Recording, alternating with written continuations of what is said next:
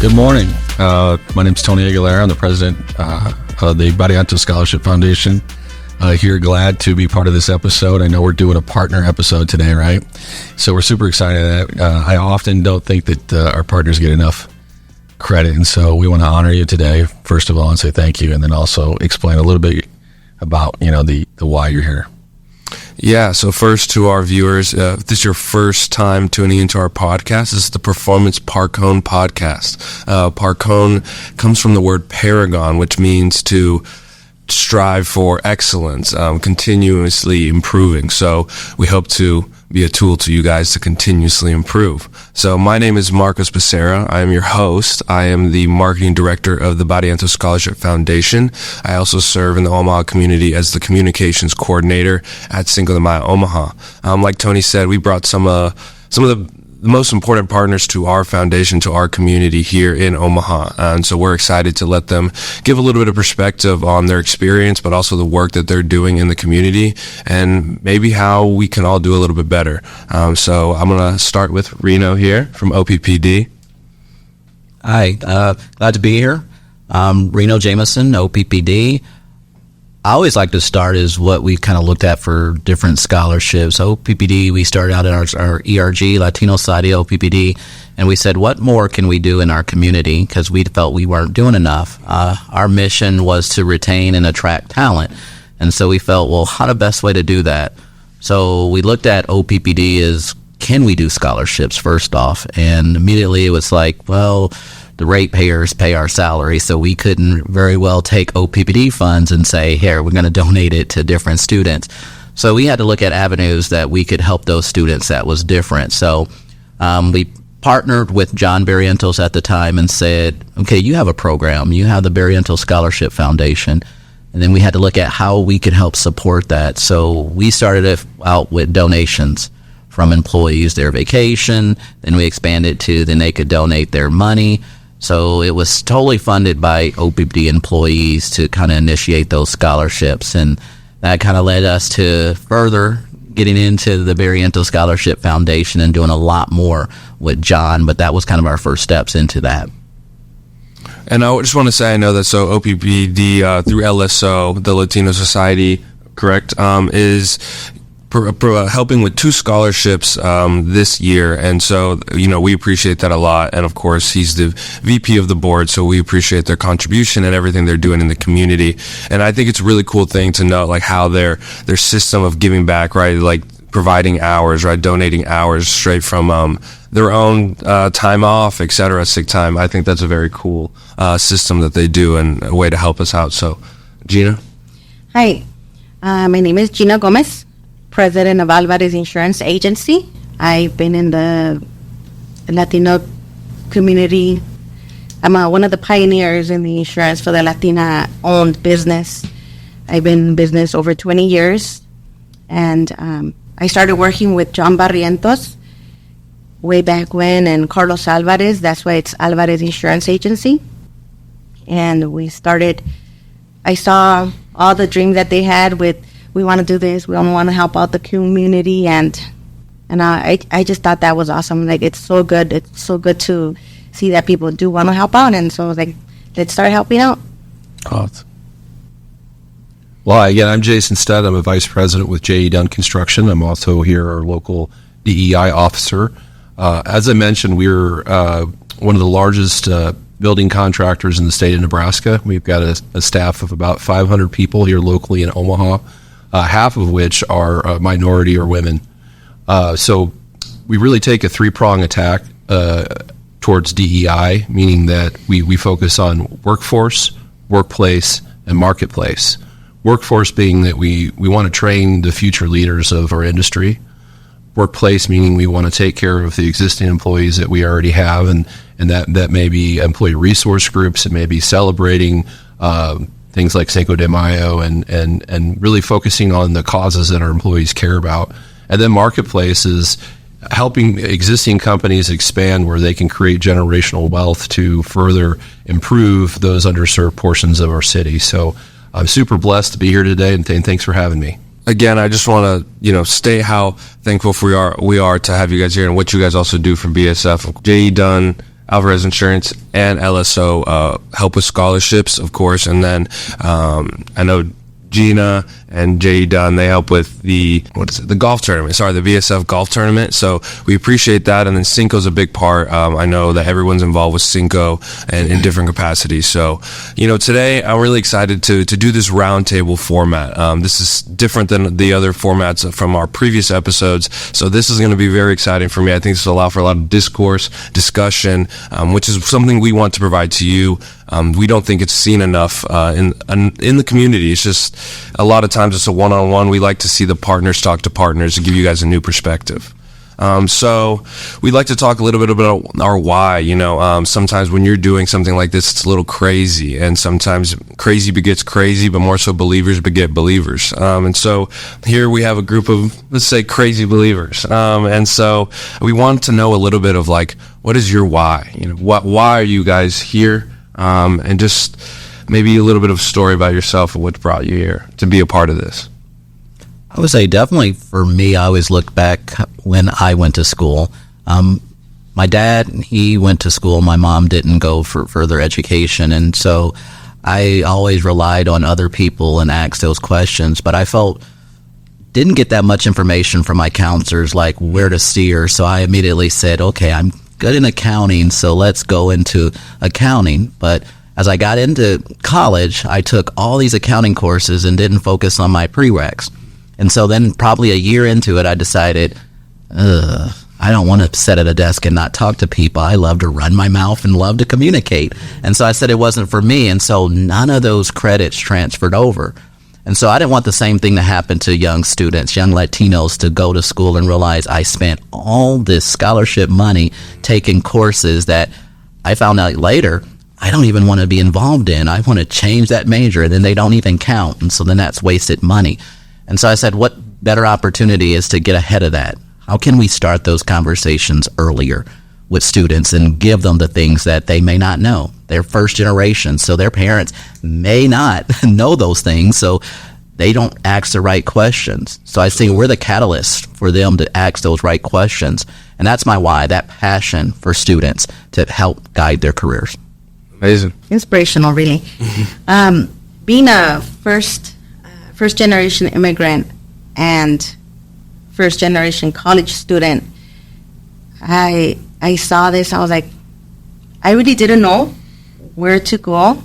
Like you said, it's just like, where do I go from here? I had good grades, and so that's why I received the full ride scholarship to College of St. Mary. And so I was like, okay, well, good grades get you, okay. So then I said, I want people to see that there is help out there, and it feels, good to be giving out there and having more people join us. And it's awesome that you guys are doing this. And I was like, okay, let's start doing this. Let's start talking more to students, getting more networking, more social, with Posadas Navideñas, with the Cinco de Mayo, with the Barrientos Foundation, with the Cinco de Mayo parade. I mean, everything being so big. And so I was like, I want to get more involved. I always didn't. I always talked to John and kept in touch with Marcos. And then Tony came along, and now I'm meeting all of you guys. And so it's good. My why is, it feels good to help back to the community that helped me. Awesome. Well, really, for me, I've got two whys. So we've got a company why, and that being that half of our workforce are Latino or women, and our workforce is our family, and we believe in supporting the causes that our family cares about. And secondly, I recently, about 2 years ago, I was inspired by one of my friends named Jamie Nolet, who runs a nonprofit serving northern Uganda. And I traveled over to Uganda with her for 2 weeks, and I saw a lot of things there that really made me understand how incredibly fortunate I am, and how lucky and how much of a head start in life I got, and how, it really changed my entire mindset.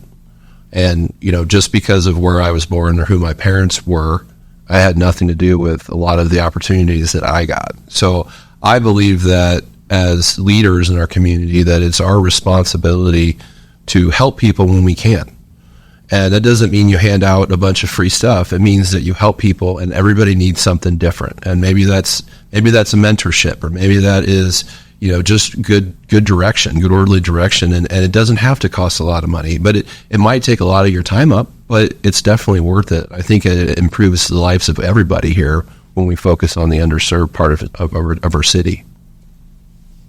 Thank you. That was a good story too. I like the Uganda story. I appreciate all the stories. They're so great. And I think often we ask this question, why, right? We have different perspectives. And, we intentionally brought on, of course, you three because of the impact that you're making with BSF. So thank you so much, number one. But number two is really, we have a very large company. I think you guys are rated 15th in the nation as far as large companies. Geena is just one of the biggest powerhouses as far as BSF and donations, and then of course who doesn't know OPPD? If you live in Omaha, your lights are on purpose because on because of OPPD. So what a great triage, if you will, of folks to come in and give different perspective. But Geena, I want to direct this question to you a little bit more. Is like, you're a small company, but you're there, right? And you make it a priority to give back to the community. I guess, how do you, being a small business, you have to plan for that kind of investment. Can you a little expound on how you support and then how you make that a priority? Yeah, we're a small business. We're under 10 people. And one word is the answer is giving.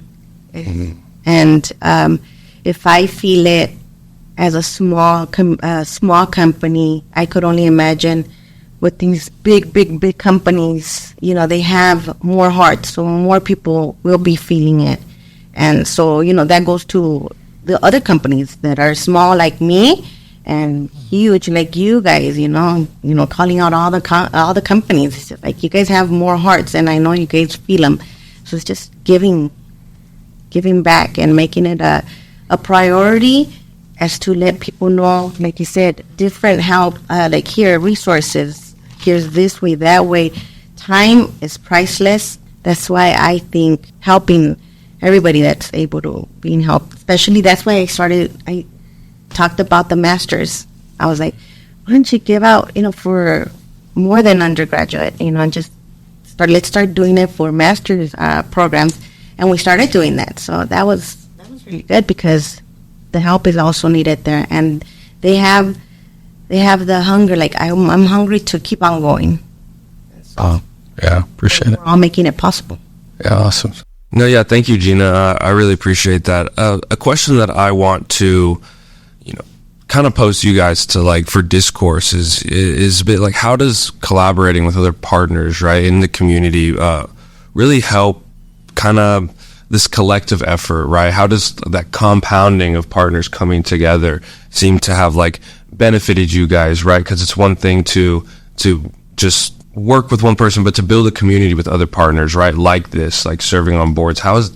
Give a little insight, maybe you guys can talk amongst yourself on how that relationship has developed through time and helped maybe your guys' efforts.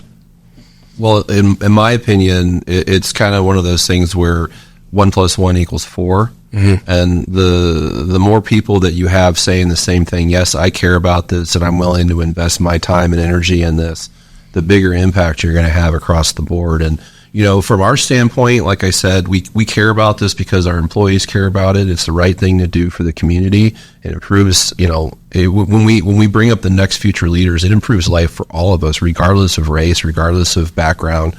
But I think it's important, even from a business perspective. At some point, our clients start saying, I want to see that you care about this too, right? Because it's the right thing to do and we care about it. And we're already starting to see it. And there's nothing wrong with making a profit off of your programs, right? But I think having more of our clients say, yes, like UNMC and these other large healthcare institutions, OPPD, we want to do work with people who are like-minded. I think that's just natural human nature.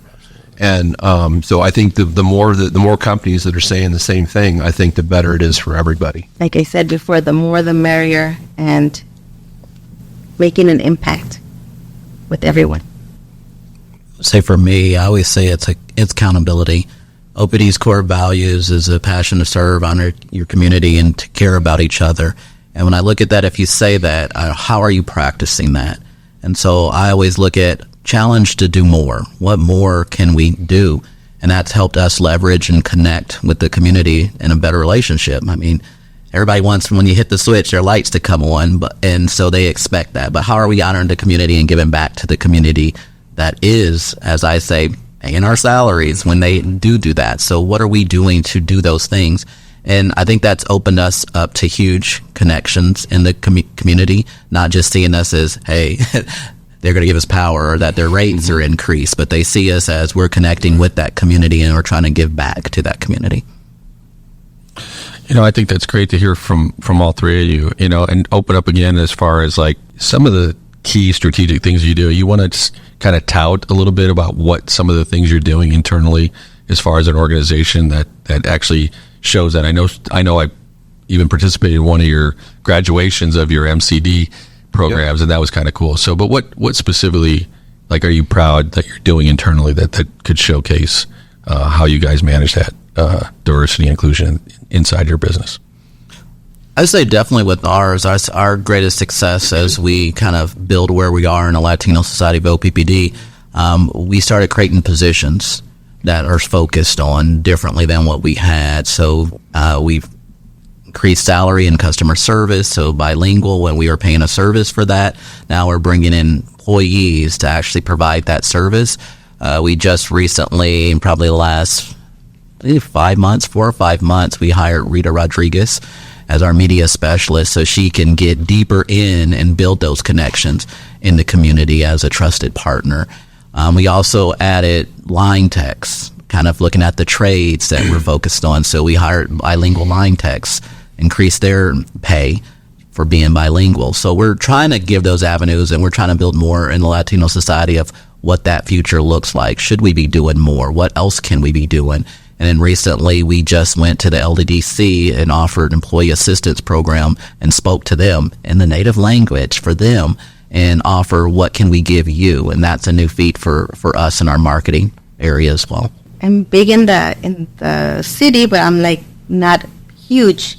Like it's like I said, I have about 10 employees, and they're all bilingual, and so it's not huge impact as in like I'm hiring more people, and I can't not yet, but that's out there, and the universe will provide. But talking to my coworkers, letting them know that there's more to get out of the insurance, like to do more, and people see it in my office. They see that, oh, you guys are being more involved in the community, and they say, oh, thank you, because you guys are involved. We don't see many agencies being involved, so well, that's good. So it's good. I talk to the employees, and little steps at a time. Kind of back to my previous point of having a workplace marketplace. From a workforce standpoint, we believe in workforce development is a huge deal, because we currently have a giant issue with not having enough people to build the work that is out there. I want to say nationwide there's something like 600,000 jobs that need to be filled in the construction industry. And here locally, what we're doing is we're partnering with Metro Community College in the STAR program. And what that is it's essentially a paid internship for a month directed at people that have no experience in construction, a crash course paid internship in construction. Upon graduation, while partnering with 3 of our competitors, we guarantee everybody that graduates a job afterwards at one of our job sites with one of our companies. In addition, we do community outreach events to local high schools and college. I think the important part is putting people out there that represent the community that you're targeting, and showing them, you're more than capable of being. If I could figure this out, you definitely can figure this out. And convincing those kids that they can go to college and they can be a construction manager, or they can work for an insurance company, or they can be an executive at OPPD. They can do anything, and it's really truly getting that point across. And it helps when you have, I've seen slowly when I first started in construction, it was just the guys out doing the work were one group, and then the guys in the office were a bunch of old white guys, right? And we're starting to see that shift where you're starting to see Latinos and African Americans and women as superintendents, project managers, and project executives. Here at JE Dunn, we have several female vice presidents within our company in the construction industry, which 20 years ago it didn't happen.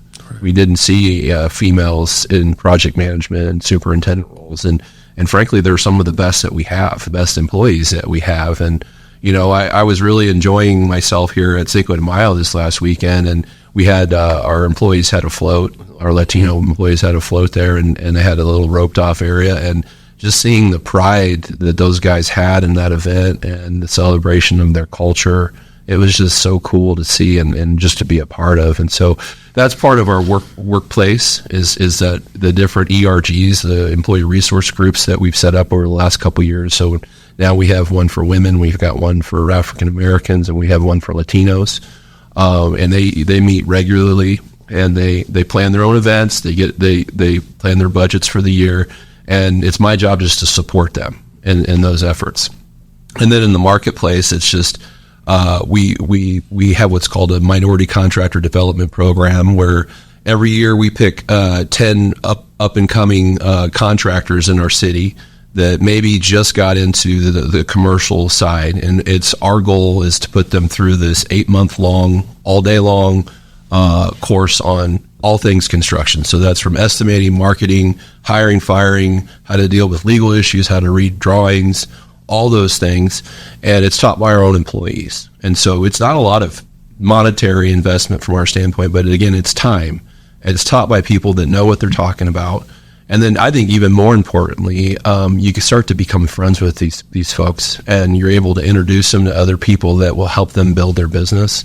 And again, you're not just trying to check a box in this aspect, you're trying to build generational wealth in these parts of your community. And so, I love that aspect of it is really creating, and we, it's the right thing to do. It helps everybody in our city, but most importantly for us, it provides us with more business partners to utilize on our projects, so we can all make money together, and so there's really several reasons to invest a lot of time in this type of stuff.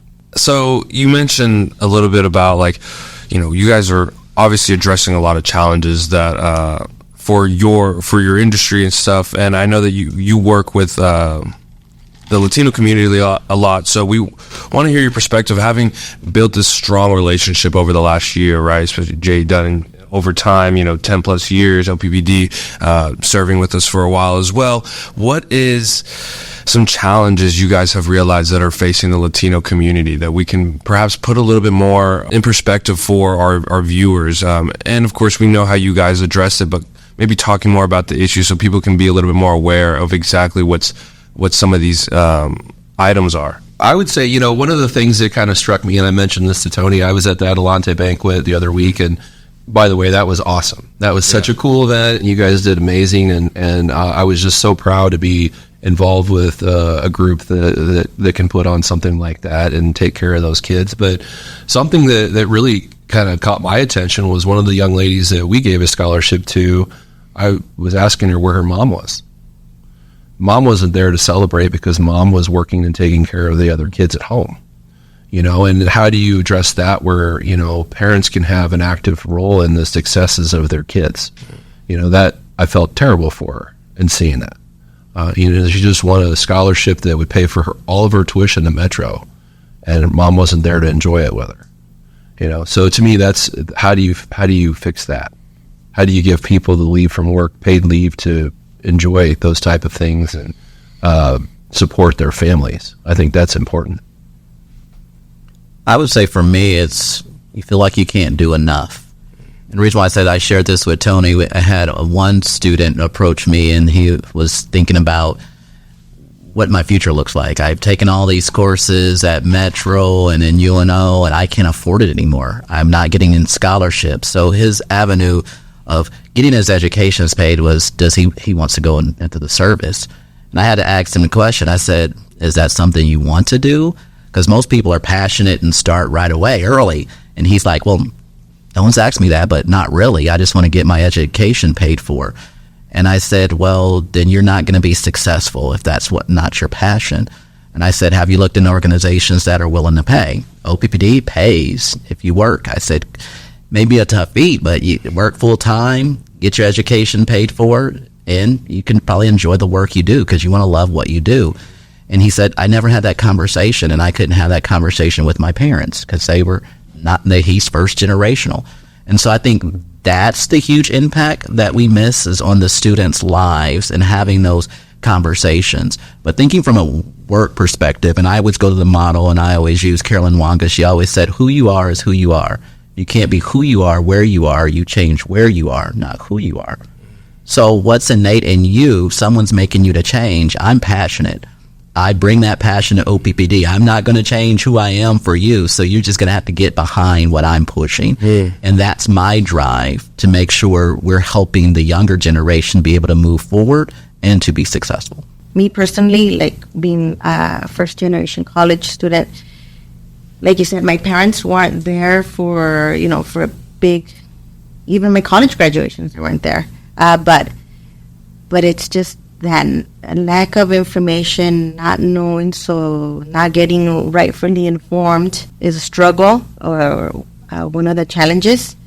And so what they said is good. I don't think I could top anything more to it because it's there. All the information was given, but just not being informed is a disadvantage. But there's a solution for that. Always like get informed. Just get informed so there could be an informed decision made. Yeah. And the great thing about this podcast is we're helping you all get informed. So, in the last episode, we discussed a little bit of that parent and student relationship, talking a little bit about, parents have to work, the Latino, family unit is so important, but to not be able to share that with your student and as a parent it's got to be devastating. I know that as a Latino myself, and my mom having worked super hard to come from Colombia all the way over here to make, squeeze those hours out just to make it for my graduation was, she had to sacrifice everything. And I think that's something that we realize, that even getting information to our students and to the community requires a sacrifice on everybody's end, because it's not so easy to get all that, what they need, right? When the parents aren't able to help, right? We have to take another step further to get them that information. So I think that was all great. The first generation, I think we're all college graduates here. So I think from a perspective of graduating from a college and knowing how that impacts lives, right? I think information is super important. You're talking about that. I mean, tell a little bit about your own experience, maybe with your education, and maybe how that's made a difference in your careers. I would say mine, being coming from a mixed background, biracial, of white father, black mom, which was Hispanic as well from her side, it was a challenge. My father always said, no one's going to see you like they see me. They're going to still see you as a person of color. So he always challenged me, you got to do one and above everything else. And so when I always talk about my background, I say, I have 2 bachelors, 2 masters. I said I went to nursing school. I went and did bartending. I did real estate, did insurance. I never quit. And it was an aha moment probably a year and a half ago. And I said he did what was best for him to get me prepared.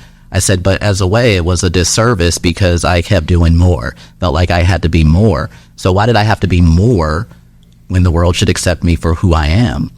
And so that was that huge aha moment where I said, that's why I'm so passionate. I said, because you can get all education and you can still be there, but yet you can still be working at McDonald's. So how do you get people to see who you are, to give you that opportunity to prove yourself with all the education that you got of somebody that may be white, a white male who just walks in immediately and just graduates and you get a senior or manager job? Then you're somebody who, I have my master's degree and you just have a bachelor's, and I'm still at that level that's not there. And so that's why I get passionate, because we need to change that. We need younger people to see that us in our successful positions, you can be in that position, but we need to hold other organizations accountable to where you want people to look like you. Because if you don't see yourself in that organization in a higher position, that may not be the organization you want to be at. And those are the people that are not staying in the Omaha, Nebraska area. And that's what I want to change. Appreciate it. Yes, passion and accountability.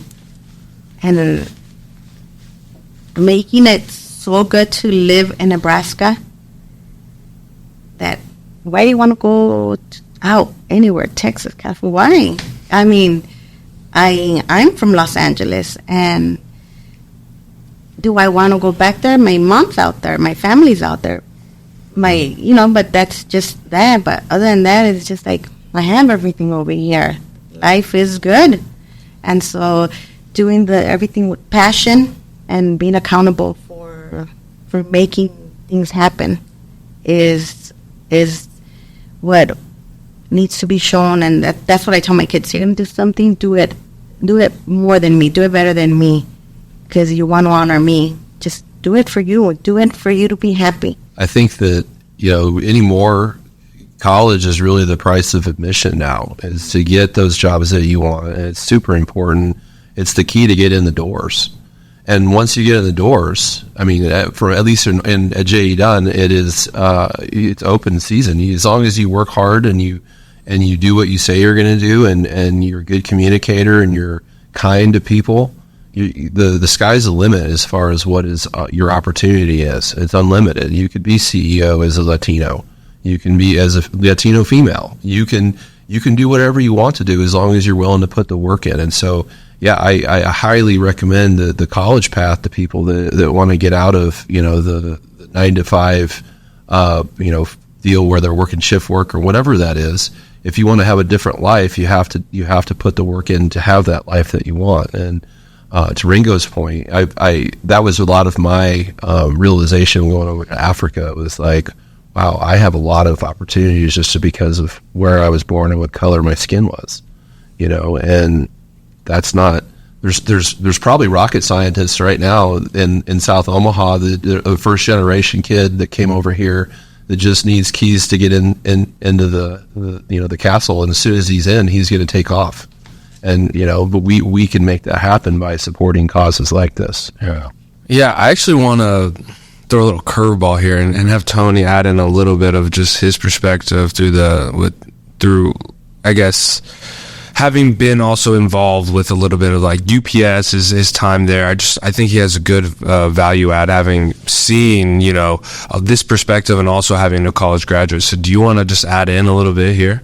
I appreciate the question.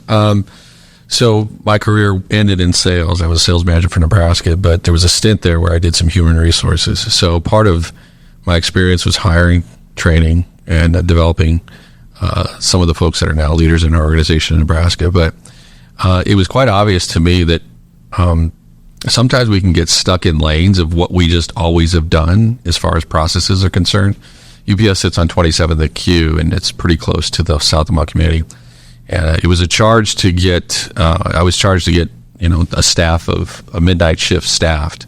Very difficult. Nobody wants to work midnight shift, right? So, but I looked and saw what we were doing, and I said we could do better because we were 1% Latino at the time in the South Omaha community. So, and not to put UPS in a bad light, because that's not what it's about, but I just saw that we were recruiting on campuses at universities, and kids weren't brown they were a lot of color on campuses in 1983. So I think sometimes we have to analyze and look at who we're trying to get hire. And it was great because we were offering tuition assistance, right? So that seemed like a logical perspective, but I think there's a balance in saying, okay, who's our customer as far as employee is concerned? What's our culture, and how do we invite them in? Like Geena says, how do you invite these folks into your well, we weren't, as a culture, we weren't doing our due diligence to go get those jobs. What does that mean? We were afraid to go get those jobs. We didn't think we could ever go get those good jobs. And so back to your information, there's a collaboration of effort that needs to happen. And this is an amazing, I think, platform to help do that. And thank you guys for being here to tell the story. But part of the impetus of this was me having a conversation with my good friend Mike and said, we have 250 career-like jobs that people can take care of their families. And I'm like, what? Yeah. Somebody should talk and tell this story. There's opportunities out there. OPPD Geena, I know you're growing like crazy, and I'm so happy for your success as well. But that means you need people, right? And good people. And we need to educate people on how to be, as far as ambassadors, Latino ambassadors, to get into those jobs as well. So educating our kids, our youth, and developing them and saying, okay, I know you don't know, because I didn't know what I wanted to do when I was going to college. But how do I get to JE Dunn? How do I get to Geena? How do I get to OPPD? And somewhat giving them a platform or a template to get to those jobs. So part of this is educating our kids as well, not just expecting all the corporate leaders to do that. Yes, corporate leaders, we need to do what we're supposed to do, okay? Yes.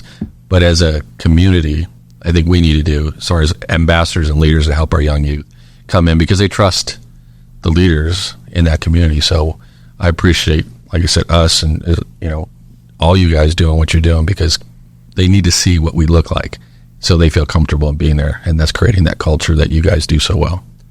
I noticed even with our minority contractor development program, there were several people that we invited to come do an interview and they didn't show. And I was like, well, that's weird for a job interview, right? And then there were some people that told me, well, I almost didn't show because I was nervous to come meet you guys. And it came back to, am I good enough for this position and this opportunity?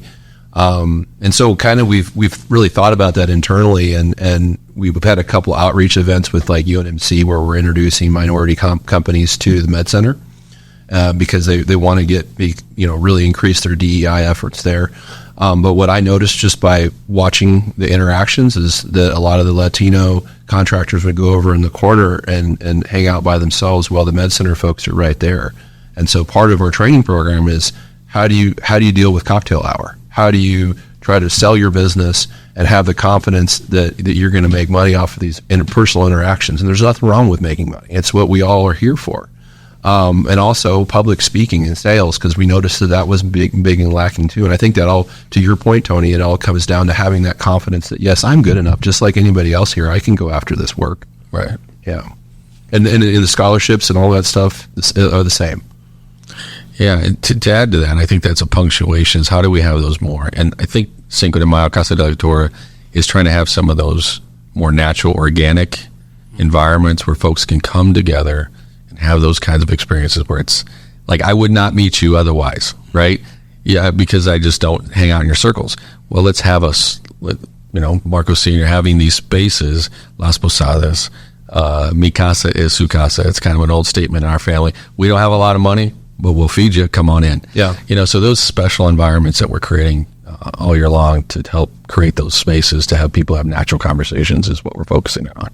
Leading into the next question here, you mentioned some of these moments where you have these like cocktail hours, right? And you have the Hispanics, maybe like some of your Latino workers off to the side, right? I think that sometimes is developed through time. The Latino community, not through any fault of their own, but just right, the lack of information, right, a little bit of ignorance, being like, oh, you can't go do that. You need to be working over here instead of going to school, right? In what ways do you think maybe the Latino community can better support some of these young leaders and entrepreneurs that are trying to take this leap into your guys' workforce? I think this is maybe a little bit of a tougher question, right? Because it's not saying that the Latino community isn't supporting them, but sometimes, right, how can we maybe be a little bit more brave and then put ourselves out there to help them, right, with what we have? In my opinion, it's the existing Latino leaders' responsibility to do that. And we're there to support them. But you have to put people that look like the target audience in front of the audience that have the position that they want in order for them to believe that they can do that too. And so that's on us, as a company to support our senior project managers, vice presidents that are of Latino descent, African American descent, females, and put them out to that target audience saying, yes, you can do it. If you want this job, you can do it too. But there's nothing wrong with being a carpenter or a laborer. You can make a great living, but if you want this office job, here's somebody that has done it that has the same background as you, and this is how they did it, and let's set you up as a mentor so they can walk you through the steps of how to get to the place you want to go. Absolutely. I would say this is probably one thing that me and Tony were having the conversation on. I think Dolores mentioned if people don't get the Susan Buffett scholarship, I think she said it was 85 or 75% don't go to school. That's a huge miss opportunity. And so it makes you think about, if they don't get the Barriental Scholarship, even though these kids are successful, GPAs 4.25, which is astonishing to me, are they going to school? What's that follow-up look like? How do we encourage them that it's not the end? There's things like JE Dunn, who offers the trades that'll be a lot cheaper. There's other organizations that offer to actually pay for your school if you will at Metro, and then you have a job at one of these organizations. I'd say one thing we've done differently in the last 2 years for our scholarship is we changed it to STEM. We want the students to be able to look, we're OPPD focused on STEM careers, so we want them to have the opportunity to, that not only are we giving you this $2,500 scholarship, but we want to invest in you with getting you a mentor, if that's engineering or whatever, math or whatever area that you're in that can be at our organization. And so that's my accountability. I look at jobs and I hit the pavement like Tony in the salesman mentality, and I'm like, okay, what opportunities come open so I can start calling our community. Also at LinkedIn Recruiter has this awesome thing where we can create pipelines. And so I've developed a Latino Society pipeline where I'm calling everybody. I just had a meet and greet with Jeffrey. He came down to the organization and he sat with me. I showed him around and introduced him to people. And it was exciting for him to actually kind of see how we operate and ask me those questions. Right. What do I need to do differently? And so trying to reach out and give them mentors, and not saying work here and get a mentor, but we can get you a mentor now and kind of give you that feedback along your journey. And so I think that's going to help improve the culture in the area and give them support, because most people think I could never work at OPPD. I probably thought that myself. Oh, they're never going to hire me. And look at where I'm at today. Right. And so they just need someone to be that champion. And I figure, well, not just me. I'm going to create a multitude of champions for them to be able to behind them and get them what they need. Heck yeah. Students, I think, sometimes feel confused, but I think somehow either they need to learn it or talk about it with a mentor, but they need to learn how to prioritize what they really want to do. Because, yeah, the Susan scholarship is there, and if they miss it, is it because they didn't, prioritize? Because it's abundance of help from everybody, but I think is prioritizing and accountability for the students to go further. That's how I understood the question. Jen? No, good job. Oh, yeah. Good. No, I love that, because I think even one of the students brought up in the student success program something called imposter syndrome. And it was one of the first times I heard that statement, and it's like, I don't belong in this room. Yep. And so the big message that we're trying to send out to our students in the student success program, and we say this, is you absolutely belong here, right? It's a matter of connecting you, networking, right? Building relationships, which I know is huge to all your organizations, but building the right relationships. And so sometimes they're just smart kids, and we just need to advocate to plugging them into the right resources. So that's a great statement, Geena, because I think it came literally in an open space, open forum, where a kid said, I feel comfortable in this room. I'm going to let you know that sometimes I just don't feel like I belong.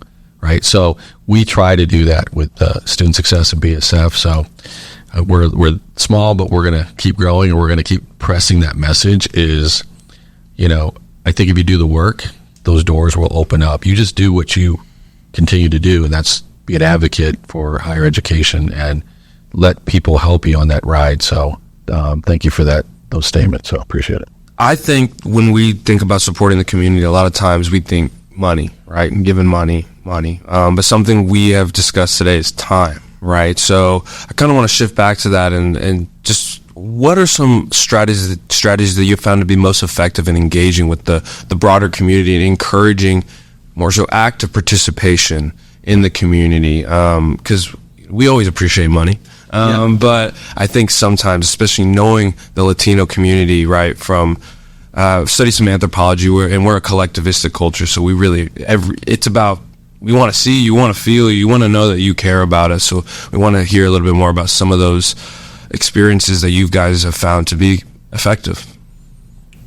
Well, I mean, I think like just for example, just going to Cinco de Mayo and being involved in the activities that your employees care about, and going and when we do our outreach events to select our minority contractors, we go out to South Omaha. We'll hold an event. We'll send out the invite through the United Hispanic Contractors Association. We might and the sister organization in North Omaha do the same thing, and it's them getting to know you, that they're like, oh, well, these guys aren't so scary, right? They're just normal people that want to help, and you kind of like drops that whole guard, and that you see it immediately. It's like, oh, well, why was I so nervous about this, right? And that's been the cool part, is to see people be receptive to that and go, you know what, I am good enough. I can build this company, and they start to gain confidence. I would say it's bring people along with you on that space, because people don't know, and majority of people it's common, you're attracted to who looks like you. So if you bring in people in there, it kind of opens up the atmosphere to kind of see the things different. Like, oh, what can I do more to help out in the community? I didn't ever even know about this. And then I always look at it too as, how do we tell the story? There's my public affairs hat coming on, as how we tell the stories. How do we get involved as the board? I always probably put this challenge, and I probably talk to Tony almost every day about, okay, we could be doing this. So how can the board get in and post things on the sites and LinkedIn? Is it Facebook? Is it the Snapchat? Is it a TikTok?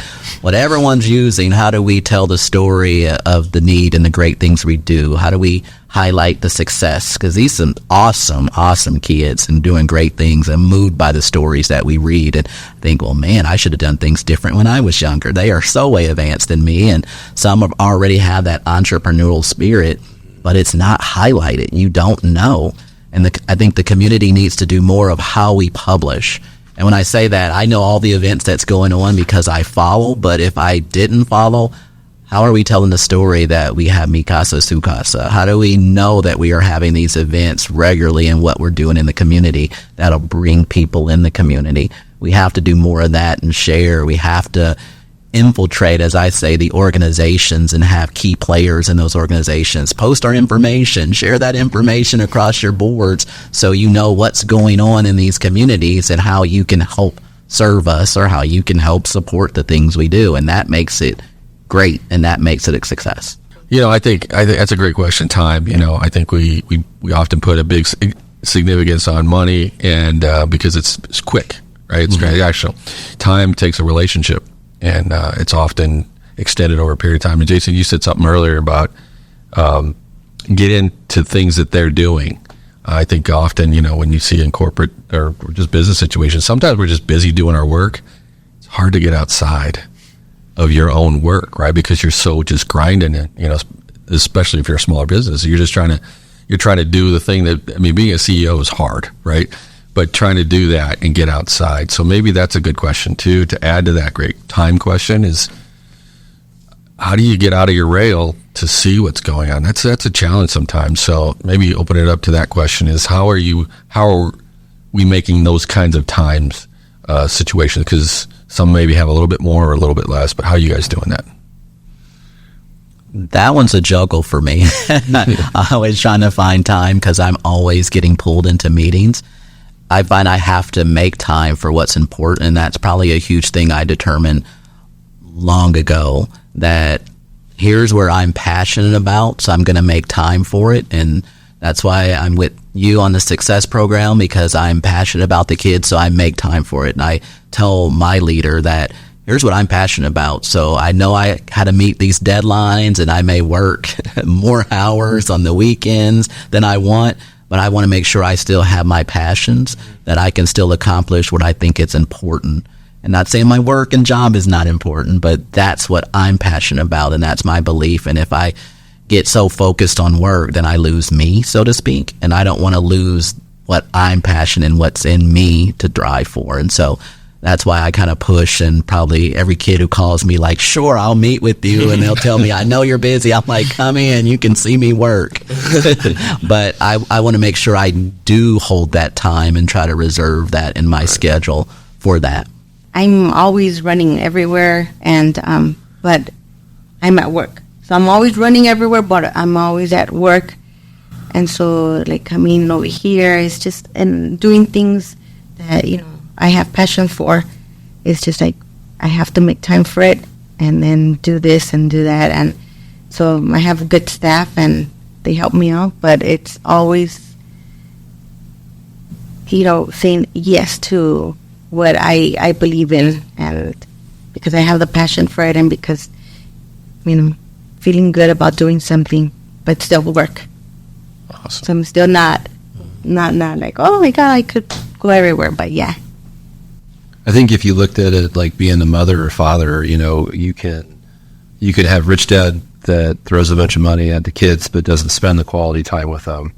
Well, I'll take poor dad that invests all of his time into that kid to make him, a good member of society, a nice person, making sure he does his homework and that he learns life lessons. I'll take that situation all day, and with put my chips on that side that kid's going to turn out way better than the kid that just got handed everything as a kid.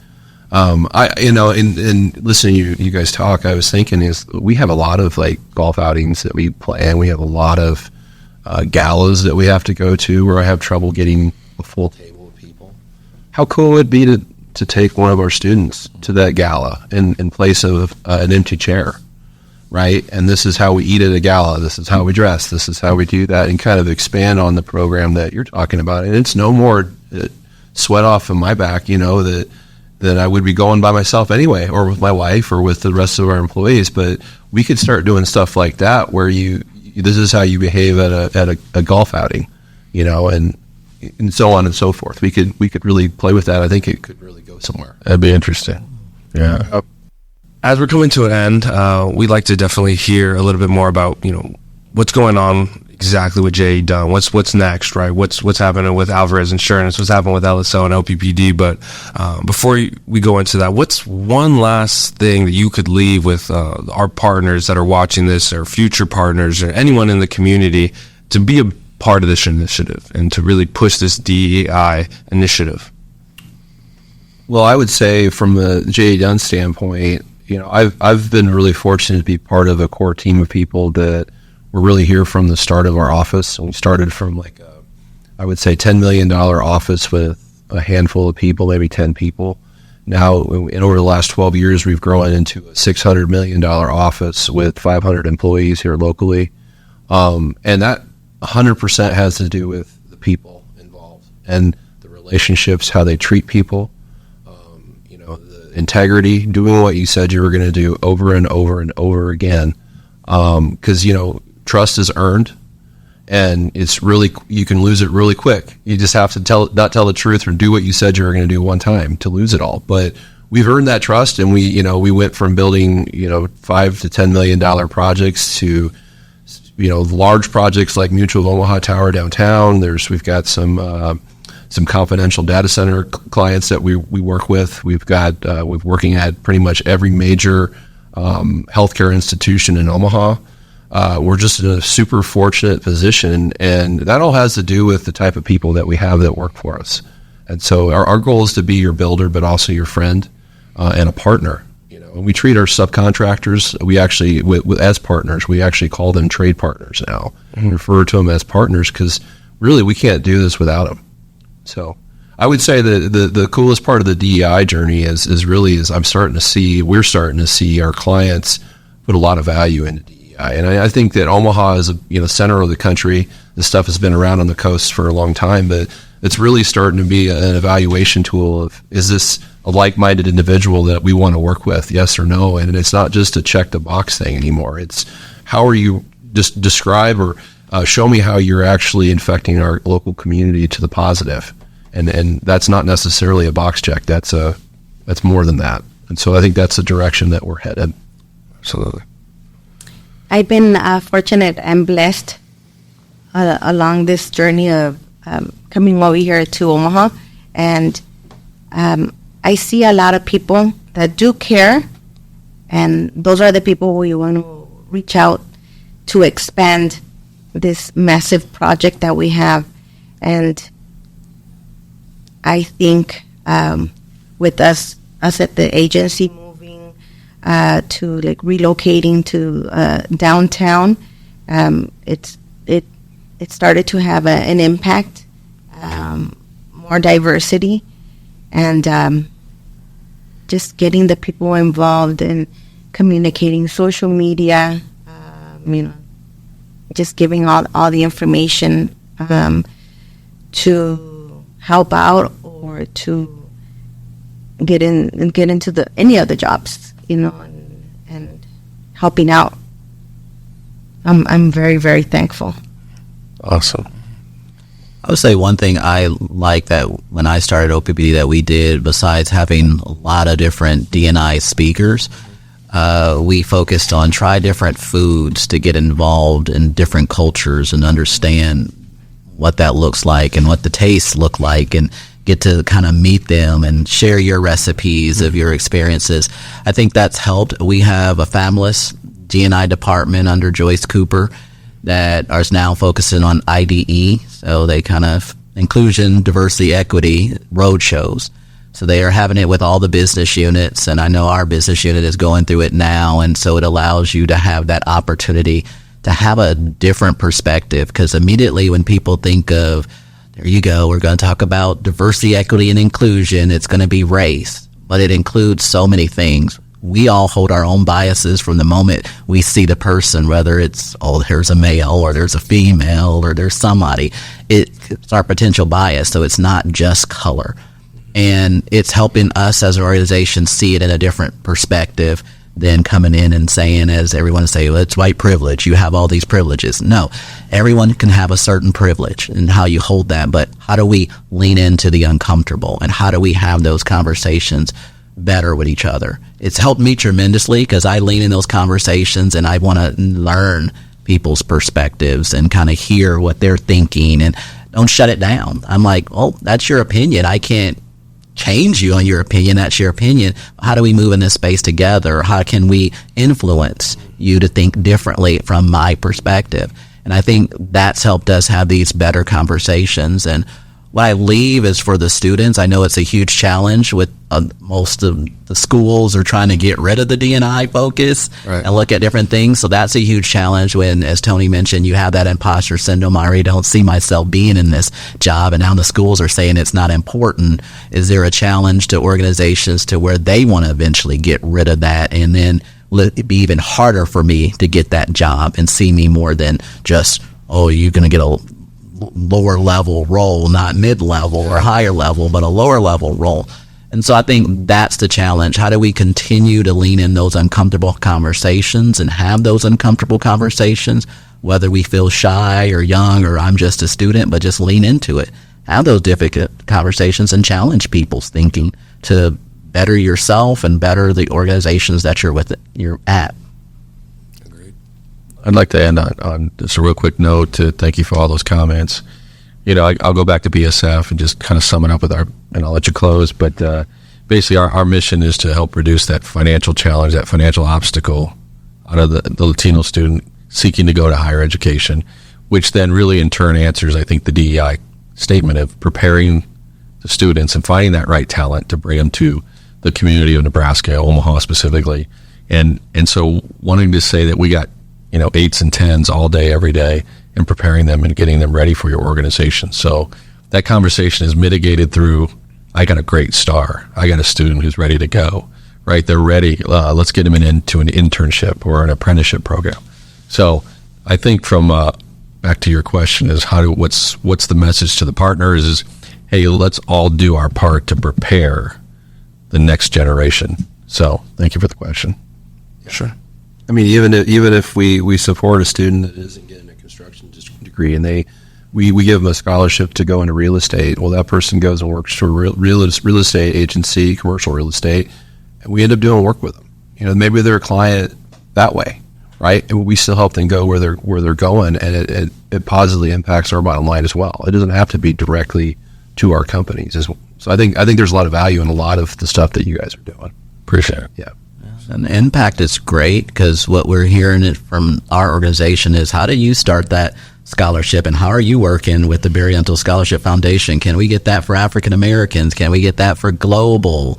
And so it's expanding. So I say it's a great opportunity. And for those that are are applying or haven't applied, they should apply, because it's given them opportunity to grow. And I think you set the example. I was speaking with one at the Alalente Gala, and she was like, I'm just a junior, but my sister's here and she's received a scholarship. And I asked her, are you applying too? And she said, I can do that. I said, yeah, you can't now, but you can in the future. So don't forget about it, because that is an opportunity to get some funding and get the support of these great organizations that are willing to mentor, willing to provide positions for someone that you may not have gotten before, or get that opportunity to get into the door.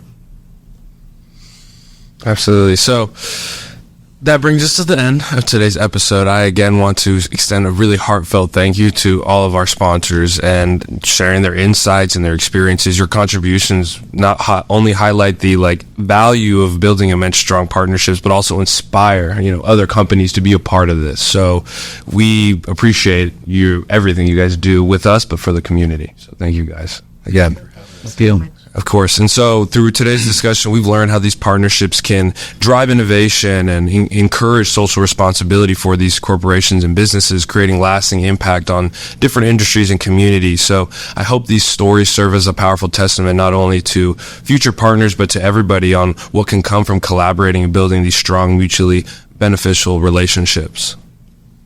And, looking ahead, we're excited to continue talking about certain partnerships. We have one more episode where we're going to talk a little bit more about the future, right? These future leaders that we're talking about, right? These students that we're putting in place. So we're hoping to bring this full circle and bring them in. So again, thank you guys so much for being here, and we're excited for you guys to see the next one.